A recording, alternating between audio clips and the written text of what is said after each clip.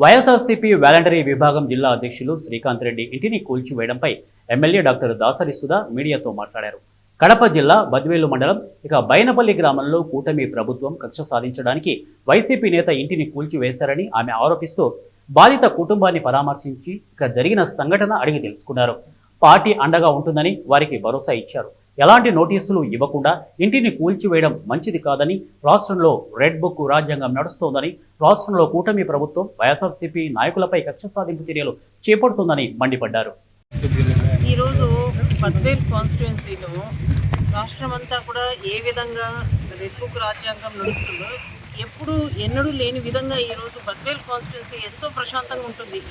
ఎవరు గవర్నమెంట్ ఉన్నా ఏమున్నా కూడా, ఎందుకంటే 19 నుంచి 24 కూడా వైసీపీ ప్రభుత్వం అధికారంలో ఉన్నప్పుడు కూడా ఎవరు కూడా ఇలాంటి అరాచకమైన సంఘటనలు అయితే బద్వేల్లో ఎప్పుడు జరగదు. కానీ ఈరోజు కూటమి ప్రభుత్వం అధికారంలోకి వచ్చిన తర్వాత బద్వేల్లో కూడా నిన్నటి రాత్రి ఇక్కడ కడప బద్వేల్ మెయిన్ రోడ్లో బైనపల్లి ఈ గ్రామంలో ఇక్కడ ఎన్నో ఏళ్ల నుంచి, ఒక 60 ఏళ్ల నుంచి శ్రీకాంత్ రెడ్డి అని వైసీపీ నాయకుడి వాళ్ళ అప్పగారి హయాం నుంచి వాళ్ళ అధీనంలో ఉన్న ఈ భూమిని వీళ్ళు ఏదో ఒక చిన్న ఇల్లు ఏర్పాటు చేసుకుని ఇక్కడ ఉన్న ఈ నివాసాన్ని నిన్న రాత్రిపూట, అంటే ఈరోజు శుక్రవారం తెల్లవారుజామున 3 గంటలకు రెవెన్యూ అధికారులు, ఇరిగేషన్ అధికారులు అందరూ కూడా ఎంత విన్నవించుకున్నా, మా పెద్దలు ఎమ్మెల్సీ గోవిందరెడ్డి సార్ కానీ నేను కూడా స్వయంగా ఆర్డీఓ గారితో వాళ్ళతో ఫోన్లో మాట్లాడటం జరిగింది. ఇక్కడ అధికారులు, నాయకులు అందరూ కూడా, గ్రామస్తులు అందరూ కూడా కొంచెం టైం